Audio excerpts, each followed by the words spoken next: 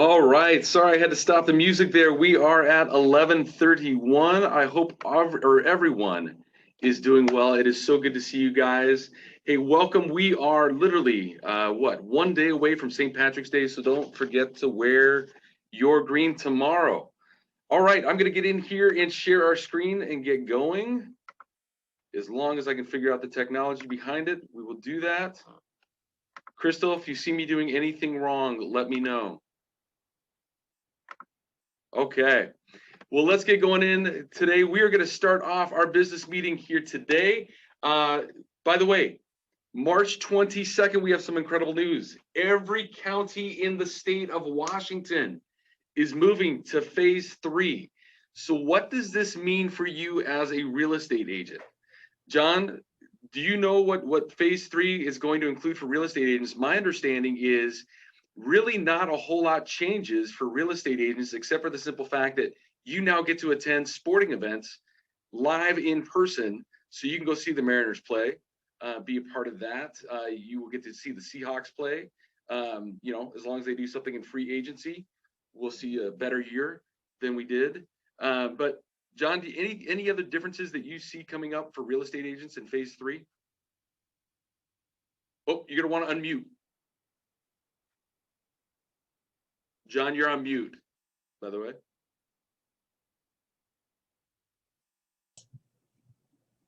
There you are. There may be something about office use and that kind of thing, but we haven't had any problems with that yet at all. Yeah. So we're operating at below the maximum occupancy and things like that. So I think we're doing just fine. Yeah, well, and speaking on that note, we highly encourage you to come into the office, come see, people, get that face-to-face interaction. I'm getting to sit next to a wonderful person right now, Amanda Light, who is talking, and as we're talking together, she's like, this is the first, face-to-face interaction I've had in a long time. I'm meeting with our offices and doing some audits with us. And so I'm encouraging all of you, come see the office. We are here, we are open, okay? All right.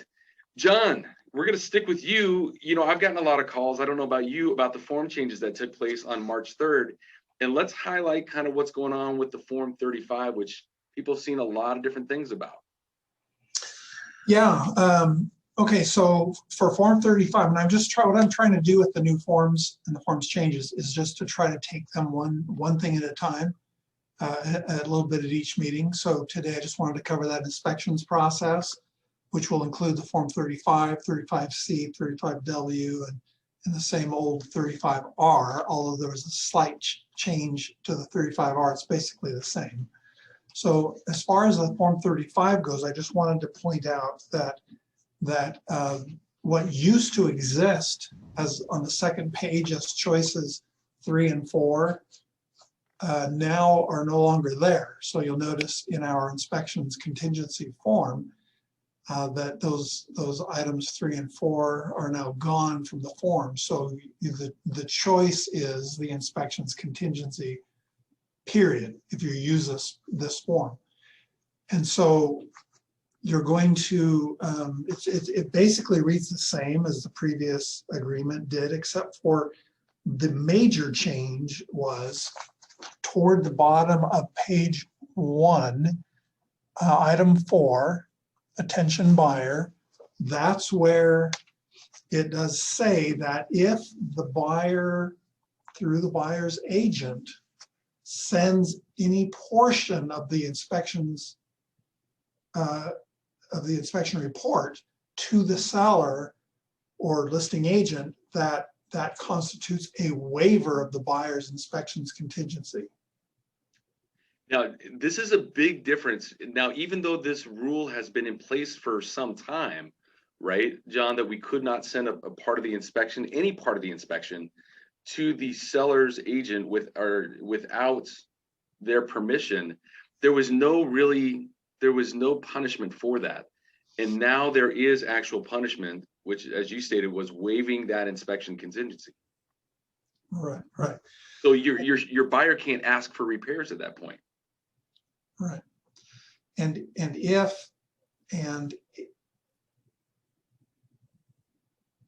Well, the buyer can ask for repairs. Okay, but they don't have to provide the report. They would just, if they're going to ask for repairs, the buyer, you on behalf of your buyer are simply going to have to put in the Form 35R, the requests, that you want for the repairs to be done, which you can't make reference to the report. right. And I apologize. What I'm saying is if you send over the report, right, that waives the entire inspection contingency, guys, and then they don't have to do any of those repairs because they're like, you have waived that out. You can't go and ask for the repairs. If you, as an agent, send that report over or any part of that report over, you've now just endangered your buyer from being able to really truly move forward if they want that house. So there is that section 4 now where you can put in, well, I should say the listing agent can put in that they want a copy of the report or a portion of the report by either checking one of those boxes or by adding Form 35C, and Form 35C is basically the same thing. It's the two choices. And so those two choices can be added either on the Form 35 itself or with that Form 35C. And with that Form 35C, then they select the choice and it's not considered a counter offer.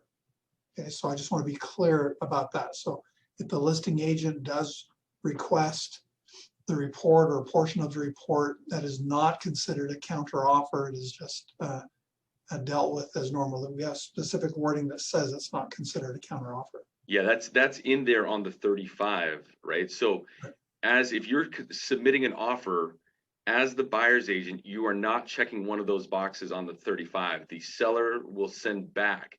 Now, if the seller doesn't check a box at the time and goes mutual, John, the seller though can come back and use Form 35C, correct? At any point.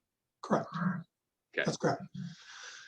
Yes, and so one of the things that we've been seeing, I guess, a bit of in this market, where so many buyers are trying to cater to the seller and forego their rights and things on these forms, is to waive their inspections contingency. And so we have now, instead of checking box 4, we have a Form 35W that we can use now. And with that Form 35W, we would just simply check that box 1 to waive the inspection. And what I'm seeing, but we want that wording in there, see? So it's super important that we have that wording that exists to just, give warning to the buyer that this is their chance and they're basically giving it up.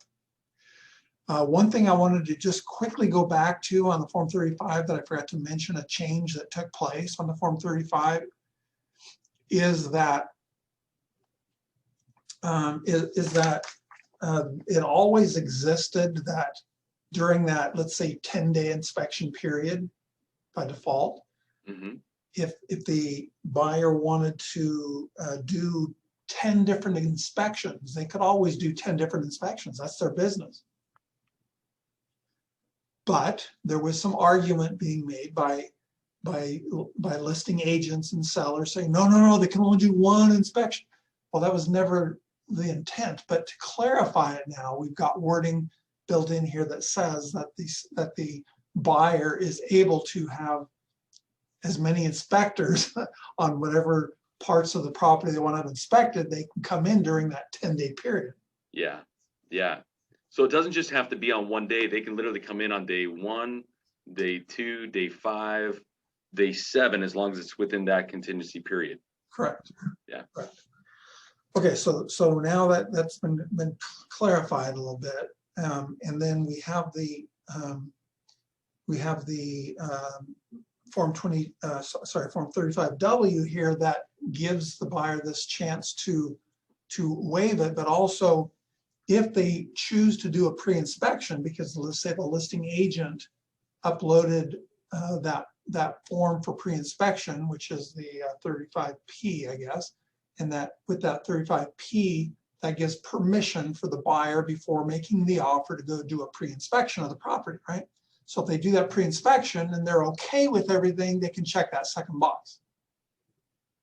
Okay, and that's similar to a waiver, because they're just saying we've done a pre-inspection and now we're not going to do anything more. This is it. But if that buyer wants to make their offer now that they did the pre-inspection and they also have some information now about the condition of the house and they want a couple of corrections made to the house before they close, they would check box 3 to address those modifications they want to have done through that pre-inspection. Yeah. So the pre-inspection, you could always ask for modifications before, right? Even though the paragraph said, you know, we've done the inspection, we see it as it is, and we're willing to go forward knowing what needs to be corrected on it. They could have still, but now there's a special section in the 35W, so to ask for those modifications. It's perfect. That's right. So that's correct. So one of the things that I've been seeing a lot of, and questions I've been getting a lot of, is what if my buyer wants to have the condition, wants to have their inspections contingency be a pass-fail only? What if they want it to be a pass-fail only? So my question is always, well, does the buyer want to have the right to be able to terminate? And if the agent says, well, no, they don't care about that. Okay, well then do the waiver of the inspection, right? You would check box 1.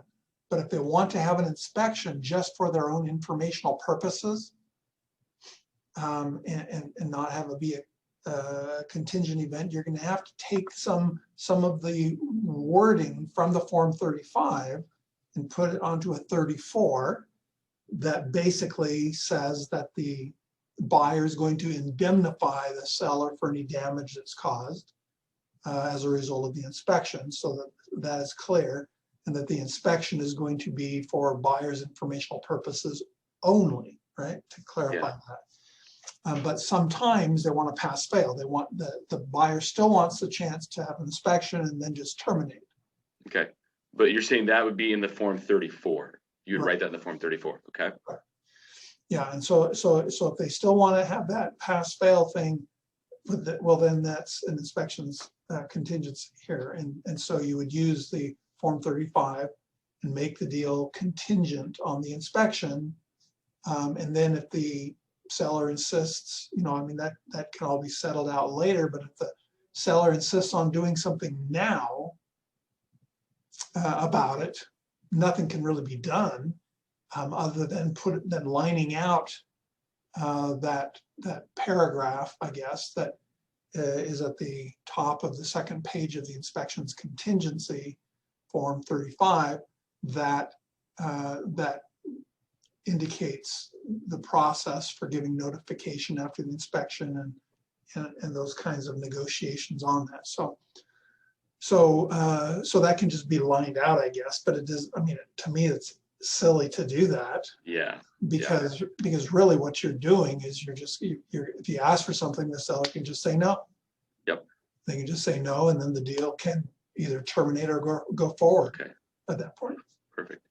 Well, does anybody have any questions for John on the Form 35, 35C, or 35W? I know there was a question brought up. Can we show the Form 35W? It is on the right side of the screen. This is the Form 35W that you see there, which just has those 4 items: waiver, inspection, pre-inspection conducted, modification, repairs, and then on-site sewage disposal system advisory.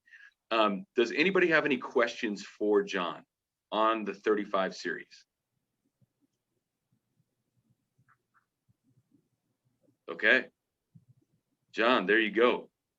Okay, now, John, you are going to be traveling out of state, you know, here the 18th of this month. So if people need anything, best to call me, correct? And so, and if I need to get a hold of John, if there's a question I can't answer, I will get a hold of John. So, but want to let you know, guys, so he'll be out from the 18th through the 23rd. Just through Sunday, whatever Okay, so yeah, so there we go. So anyways, listen, Thank you very much, John. We're going to move on in our meeting here, guys, because nobody has any questions. All right. Hey, we have an MRE operations and system workshop coming up just for you guys with Cole this Friday from 1 to 3. This is a great way, again, to learn the systems, to learn the models that we've got going on in the MREA. If you're struggling with operations and systems, want an actual hands-on workshop, this is something that you want to be a part of. This Friday from 1 to 3. Make sure you go in and register for that class. Market update. So we know 2020 was an unprecedented year, right? And we want to look back now at what the numbers are doing and what everybody is talking about. Now, first of all, here's what you want to know: what's going on with the mortgage rates. So mortgage rates, again, at an all-time low of 3.11%. Now, we have seen, right, the historical average of 6%. We haven't seen 6%, guys, since the early 2000s, right? But you're starting to see mortgage and interest rates start to creep up just a little bit. This is because of what's going on with the government and some of the decisions that they're making. And so just know that, people are not expecting, experts are not expecting interest rates to go much above 3%, but some are predicting that they could go all the way up to 4%. So it's really unknown right now. And I know it's really difficult with your buyers, to look, because their purchase power, as we see the interest rates tick up, their purchase power decreases. And as we see affordability becoming an issue with home prices going up, we want to be able to get those buyers into homes as quickly as possible. So just know, I know it's a tough market out there right now. It is a seller's market, but we just wanted you to know what interest rates are doing. Slightly ticking up a little bit. We saw them under 3, at 2.25 at the end of last year. But again, we are way, way below the average. I remember the day when my parents bought a house back in 1978, and interest rates were at 19%. So we are doing much better than that. Okay.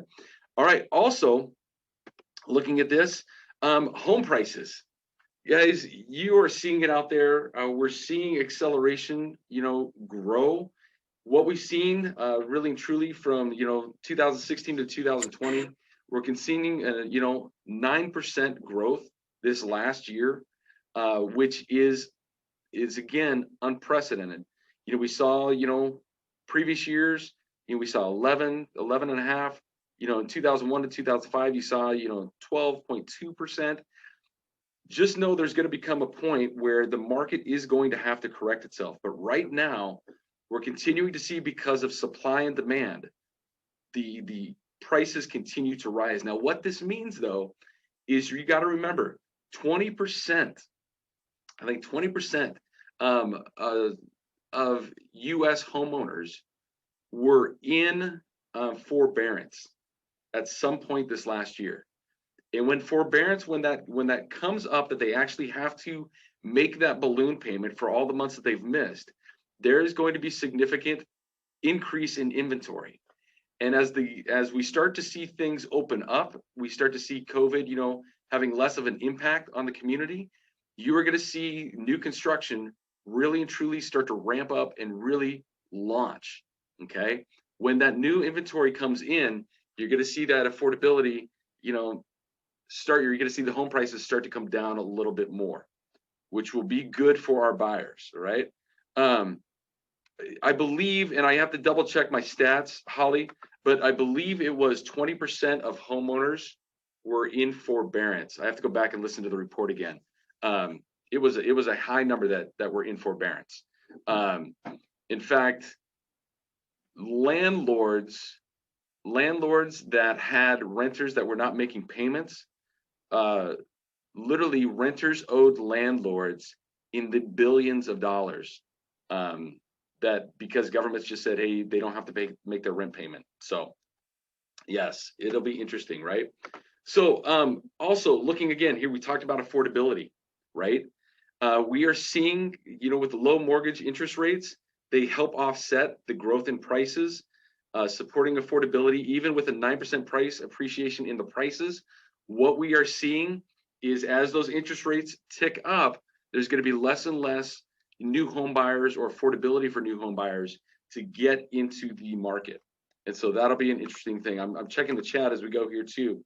Okay. Yes, 5 million homes in forbearance according to Vision speech last week. Yeah, so 5 million. I was listening to another report, so they broke it down. But we've got there, you can see the thing on affordability. All right, home sales. Here's what you got to know. I know it's been a tough year for a lot of people, but when you look at it, when we've had home sales, if you see that dotted line right there, right? And we look at that, that literally and truly is kind of what we are looking at, home sales. And I've got stuff blocked here by my screen. I apologize. 2020 was an incredible, fruitful year for a lot of agents. And if you had a tough year, just look at where those home sales are. At a peak, it was 28.2 million home sales. And, total sales right now, 27.3 million over that 16 to 20 period, right? Last year alone, remember, there's 83 million homeowners, and there were 5.3 million home sales last year. Here it shows 5.6. So understand, home sales are back up to what we normally see. It's just the simple fact of trying to get those buyers into those homes are the biggest issue. But the deals are out there if you're able to do it. The best way to be able to control what the market is doing is to really and truly get back and get to the listing and try to get those listing, because when you list the homes, you control the market, right? Okay. Moving on in here, our inventory. Again, inventory, you can see on a national average is right around 6%. When we're at that 6 months of inventory nationally, that means we are in a even market or a balanced market for buyers and sellers. We are down to nationally 3.1 months of inventory nationally. Okay, we're going to look at what we look at here in the counties, but nationally we're at 3.1%.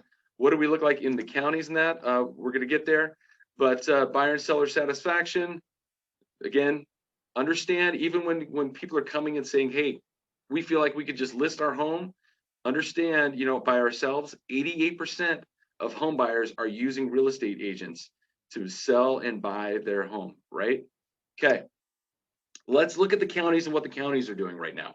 Okay, in King County, we have an inventory that is incredibly low. And let me put my glasses on here so I can actually look at the number here.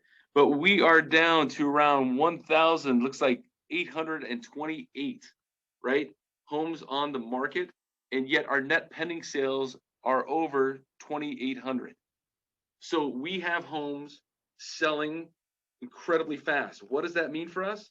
Well, it simply means this. When you look at what's going on, the absorption rate, you have got almost 1.6 buyers for every home that is out there right now in King County. So you are definitely, everything is going to be having multiple offers, right? Because you have almost 2 buyers for every listing that's out there right now. Again, the law of supply and demand. Okay, what does it look like in Pierce County? Well, you can see we've got 530 active listings and 1,250 net pending sales. Okay, so what does that mean for their absorption rate? You are over 2 buyers, 2.4 buyers for every listing that is out there.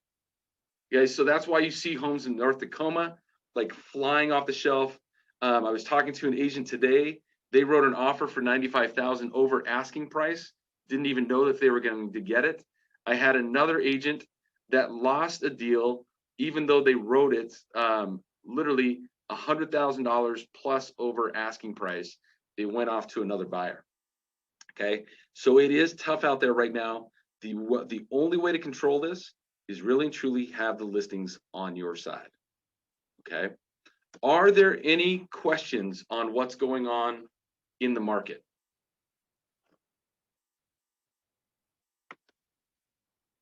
All right. Okay. Well, let's get in and talk a little bit about what February looked like for our market centers and for our locations. First of all, as a company and as a region, understand, again, you work for one of the strongest and best companies in the real estate industry. Closed units as a whole were 14.9% up As a region, we were up 13.2%. Our closed GCI as a company up 29.2%. And as a Northwest region, the GCI, your paychecks were up 27.2%. Okay. That's significant. That is the high increase in your pay. For Keller Williams Puget Sound, our Federal Way location, best February ever in so many categories, from closed units up 29.1%, closed volume up 42.8%. That number that means the most to me, your closed GCI, guys, you were up 40.3%. Okay, that is huge, huge. Okay, very, very nicely done. Okay, all right. Going to the next one here. Okay, Mountains to Sound. Congratulations on our Mountains to Sound, our Kent location. Best February ever. Closed GCI up 29% there as well. And then when we look at awards, we want to just welcome, our February cappers for KW. We have Travis Hansen, Judy Bedeau, Candace Henning, Travis Morris, Hannah Ranch, Mike Renard Sr. Okay, Lisa McGregor and Latamla Townsend, congratulations on capping in February. Also, for the first listing in Keller Williams, we want to congratulate Gavin Ralph, Ismail Izzy Chavez, Nicole Welded. I totally messed up that last name. I apologize. Lori and Tom Kittleman out of our Enumclaw Business Center, and Joshua Glad. And congratulations, everybody, on your first listing. First closing, congratulations to Ed and Angelina, Noel, Lori and Tom Kittleman, Chris Wood, Greg Church. Congratulations on your first closing. And Shannon Lapoma and Stephanie Hyatt, congratulations on your first closings as well. All right, our February awards. Okay. Congratulations to Keller Williams Puget Sound. Here's the deal. You are 21st out of all 860 market centers that we have with the KW family.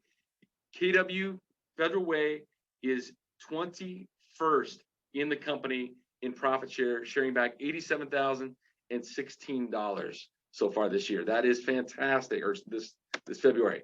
All right, in our top written awards for KWPS, from Vasily, Stephanie, Stewart, Allen, Carmen, Marilyn, Anthony, Anna McCluskey, Amity, Carrie Franklin, congratulations. Congratulations to our teams and our groups. And then congratulations to our top listing units.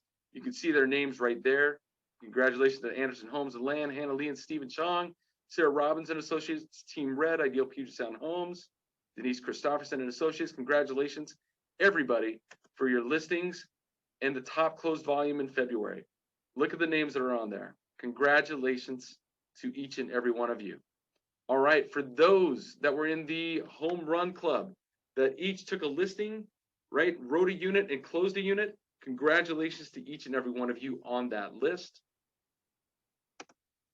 All right, in the $1 Million Club, doing over $1 million in volume in the month of February, congratulations to each and every one of you.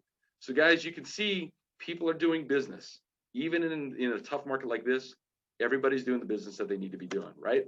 Okay, for our Mountains to Sound location, congratulations to the top closed volume winners, right? In the individual, you can see everybody that's there. Alex, Todd, Con, Tim, Jennifer, Marnie, Elsie, Guru, good job, Travis, and Nicole. And to our teams, the We Get It Done group and Lasting Homes.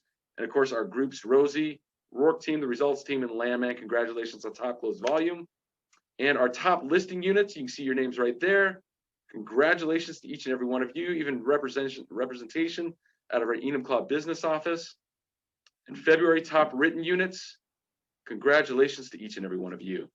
All right, for the Home Run Club, Alex, Brian, Carla, Colleen, David, Dee, Guru, Jason, Jennifer, Julie, Noel, Kathy, Michelle, Nicole, Robin, Rosie, Stephen, Tim, Todd, and Tom. Congratulations, guys. All right, in the $1 Million Club, doing over $1 million in volume. Robin, Carla, Alex, Todd, Tim, Con, Rosie, and Jennifer. Way to go, guys. All right, coming up next Thursday, March 25th. This is an early class, but if you want to be more productive in your year and accomplish your goals in a shorter amount of time, the 12-week year is an incredible book to read, but we're also going to be having a class from 6 a.m. to 10 a.m. by the author himself, Brian Moran. Okay. Make sure you sign up for that. I think tickets are still $10 for that. Okay. Other than that, I'm kind of going through the chat here real quick. All right. The sign up is there. Way to go, everybody. There was one question I saw in here. Okay. We will try to do better on the graphs so you can see the graphs better next time we go over the market updates. Other than that, guys, love you. If you have any questions, please feel free to call John or myself or Cole or Lindy or anybody on your ELT. We're here to help you. Love you guys. Have an amazing day. We'll talk to you soon. Bye-bye.